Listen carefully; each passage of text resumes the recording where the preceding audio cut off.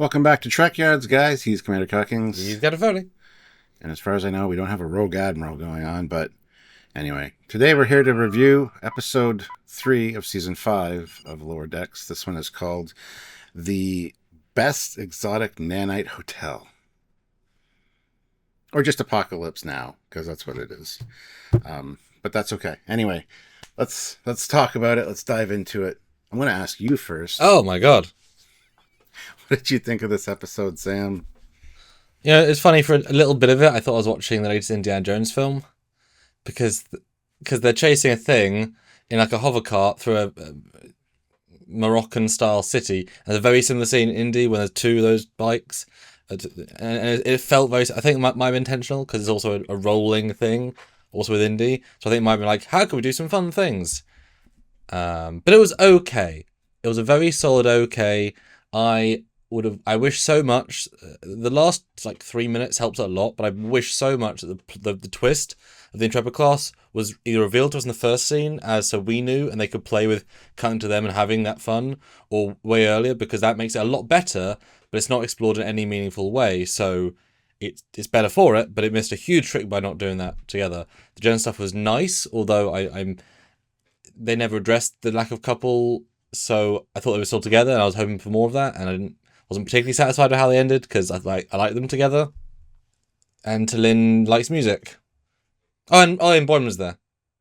I felt like I forgot that. It shows this wasn't quite as impactful as it should have been. Your thoughts, Stuart? It was just okay. Like you said, the last minute or so really helped it out. They are doing the parallel universe fissure thing. That's going to be an ongoing thing this season, obviously. Good premise. Yeah. There's a little USS Endeavor Intrepid class. That's kind of cool. With Captain Terzic. Anyway, yeah. The main stories. I mean, there's three stories, I guess. The Jennifer and Mariner story, and then which is also about the Glumpus, which is a great name for it. And then there's like I said, the Apocalypse Now story, kind of a rogue admiral going off doing his own thing. Not quite as dark as Apocalypse Now, but hey, you definitely got vibes of that. And then, of course, the Intrepid thing, the fissures. And there's only one story I liked, and that was literally the last minute and a half, 2 minutes of the episode. I wish it had been revealed sooner, as you said, but overall, it was just an okay episode. Yeah, it felt like it was an episode of appetizers. And then the dessert is tasty, but it's a little cake. And there wasn't that much meat on it, which is sad, because I liked the framing, as in it's a awesome space station holiday resort. Cool. So it's not just alien planet, it's sci-fi. But they didn't do anything with that. It was just a way of having several biomes in the same place. Didn't do much with that, so that's a shame. The Admiral could have been a Legacy Admiral, Nechayev, or anybody, and that would have made that much stronger as a story. Or an alien race that was really cool we don't see. It just being some guy wasn't interesting particularly. I liked the basic idea of it, of he's not given cool stuff, he feels upset. I get it. But then to also then bring him back in as an admiral later, so no punishment, because it's not such an upgrade. Slight discontinuity, although there's not anything wrong per se, he's just on holiday and he said a bad word, and if Picard can renegade against the Federation Council and get Admiral whatever killed, yeah, fine. But it either should have gone darker, or legacy character, or alien with an interesting side plot, but it was just kind of there and okay. And at the end, he was also a low-decks admiral, which lowered my respect for him, because of course we can give him missions. He's a low-decks admiral. He's not a mid-deck or a higher deck, because we know the uniform is a lower-decks era. The admirals that have the normal uniform, and he is a lower-decks admiral, so he's going to get the less good jobs. That makes sense. Made it a bit better, yeah, but I don't want to see a Legacy Admiral disgraced like that. I do like the idea that it wasn't really disgraced. It's just on vacation, kind of being upset with their assignment. That's fine. Yeah, I think it probably would have made it better, because honestly, the majority of the episode just kind of all right. So yeah, maybe that would have been better. It's like I was waiting, because when he was played in Shadow, I was like, who's it gonna be? I don't recognize the voice, but that doesn't mean it can't be someone. Oh, it's nobody. So Admiral Milius. So the twist factor, or at least they could have had him flash back to things he'd done in his career to show cool things. He was in a Wolf 359. He's in Dominion War, but he did really bad missions. You could have added some extra oomph to it. Especially if you've got all these digital sets, right? You could have shown the Steam run of the set from last season. There's things they could have done for relatively no cost. So it's kind of odd they did very little with it. And I didn't even buy, like, the way they present Boimler's story is he's the canary in the coal mine. I'm like, no, he isn't. Okay, so what's the actual storyline? Oh, it's an admiral. What's the actual storyline? Oh, that is a storyline. Okay. That being said, we got a few references. A Month of Hell. That's hilarious. um, the Gallimites. We get to see the brain creatures. And the creatures that don't like Boimler are the guys that Archer pisses off in Enterprise, which is nice. Gormagander and Galaxy's Child thing. Reference for space whales. Like I said, apart from 3B plots. Now, like I said, if the first scene was this Intrepid class, this random Captain TNG costume going through an anomaly that was the same as the other episode, and then finding themselves in this big crystalline world, and then it zooms out to a holiday venue as a little dot of grey, and it could have, that cold open would have been so much better to understand the stakes. I wouldn't have done that. That would be too much giving it away. I would have done like the Intrepid class going into a fissure and then cut to, we're arriving at this planet to do this thing, and not know the connection. That would have been better, I think. And then have but had they actually cut back to the Intrepid captain throughout the episode? Yeah. Then it would have been cool, because I didn't need the Boimler thing half as much as it was. It wasn't doing very much. So had they cut back to that and developed, because the idea of the nanite thing is a cool idea. It's a shell that things trying to do, I guess, because it was meant to be smaller, right? And they were, our crew was making it bigger because of stupid mistakes. That wasn't the Intrepid's fault necessarily. That was just dumb stuff happening. And were they saying that their universe was micro, or that? Yes. Okay, so they came from okay. Yes, yeah, they did make that statement that there's from a micro universe. So I wasn't sure if they were implying that they got shrunk through the universe tear. There was almost it was almost like the Admiral Milius in our universe just milks space whales. So I thought, are they from this universe? But then I rewatched the scene real quick, and they did say they're from a micro universe. Which I guess is the same as our universe, but small. So there were micro space whales that evolved the same. Oh yeah, it'd be the exact same, just smaller scale, would be my guess. So that would have been absolutely fine if this Intrepid had been lost for 20 years micro as well.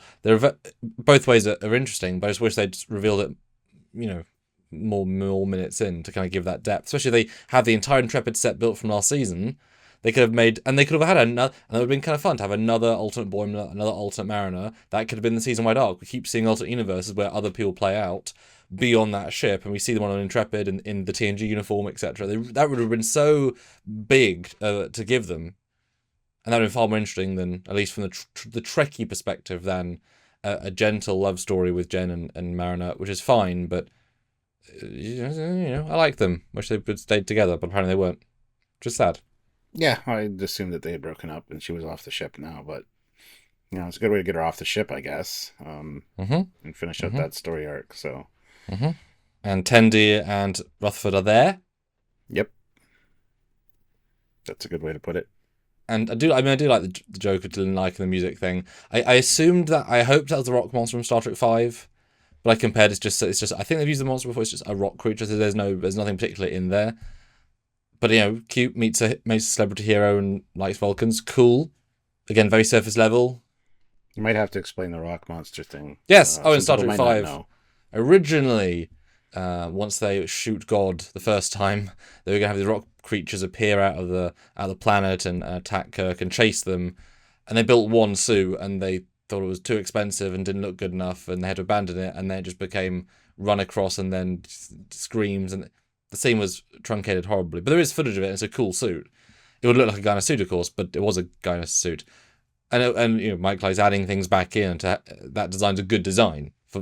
Had it been designed, built a more advanced suit, etc. Yeah, I thought I recognized him as well, the rock creature. It's probably in another Lord X episode, would be my guess. Yeah. So never recognized it. Yeah, I don't know. I do like the parallel universe fissure thing. That's going to be the ongoing thing, and that's going to be great. It'd be great if we, at the end of the season, we just find out that Lord X is its own universe, and we actually get revealed that the Prime universe is live action, and they find their live action counterparts. That's kind of what I'm hoping for, something like that, which would explain the more silly nature of Starfleet personnel in this universe. But it's very close to ours, that'd be cool. Or if they're very into that, they could also have the Discovery era as a separate timeline.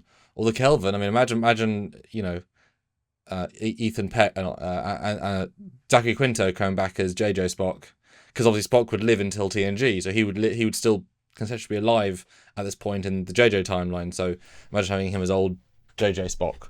I actually think Lower Decks has referenced the Kelvin timeline before, so I can't remember, but that would be certainly cool. And I appreciate that is the through line. So I was worried it was just going to be Boimler's beard, because I'm just annoyed by seeing the facial hair on his face, because it makes the model look worse to me. But at least at least the two through lines. And I'm guessing probably maybe that original crew's going to come back to kind of show Boimler being dodgy with a beard, and that's going to reset Boimler to be him again. Maybe, I don't know.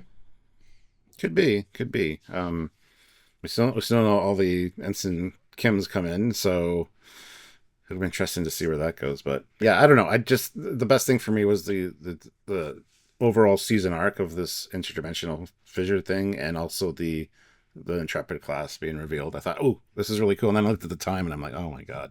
But it's a good social commentary. It just wasn't. It would have been more powerful. Like, imagine if it was Admiral Ross, right, from DS9, this hardened wartime admiral who in peacetime is given the crap jobs because no one trusts him anymore, or like he's had his bit. And he's like, I used to work with the best of the best, and now I'm forced to do the Gormaganda stuff. I'm going on vacation for two years. It'd be better if it was like Admiral Pressman that got out of prison and still had his admiralcy, but they gave him the crap jobs or something. Mm-hmm. Yeah, like you said, you could have added to that. And imagine having. I mean, I always go for more canon. But if it'd been a legacy admiral, you can have a flashback to the show that they were in, and show, let's say it was an Enterprise D TNG admiral. You could have shown his scene with a drawn version of Picard, but obviously he's not speaking. Or even, I mean, they own the footage, right? They could have had the clip of TNG and I'll kind of talk to him, and then or it could have even been what's his name? Kelsey Grammer, who's talked about him. He could have been given Admiralty. The guy who was in Time and Cause and Effect. He's now Admiral, and he's been given crap jobs now. Bit sad, would have been slightly framed. Imagine Kelsey Grammer returning, because, I mean, season 2 we saw him as but had they played it slightly differently, that could have been amazing to see. Oh, he's, or even, well, I mean, okay, James Jones dead, but Scotty, imagine Admiral Scotty in his latest stages is bored. He's like, I'm just gonna go and. I wouldn't have liked that. That would be disgraceful to the characters. Like I say, there's ways you could have played it to add a bit more oomph, and they kind of missed out the oomph. But it was absolutely fine. Yeah, that's kind of my assessment as well. So, but anyway, guys, let us know your thoughts about this episode down in the comments section below, and make sure you like the video, subscribe to the channel, click the notification bell icon so you don't miss lives or edited content from us, and join us when you can. We appreciate you guys. Mm-hmm. Yep, we do fun content, fun game show style things with you all to determine the ranks of everything and anything. The definitive ranks, Joe. We are the ultimate authority, kind of. So, join those lives, be part of the conversation, have fun with us, or join discussion lives, concept lives, or other such things with us. We can say hi or super chat your thoughts, comments, questions. Go super chats. Do fund the channel. Let's do what we do on a weekly basis, as we have done for over 10 years now, and all the new treks, including the new Station 31 movie and more, or monthly via Patreon, or join the channel, both monthly, both any amount helps a lot, or PayPal, trekyards@hotmail.com. Any and all help. So thanks in advance. That's right. So until next time, he's Commander Cockings. He's Captain Foley. Bye, everybody. Bye, guys.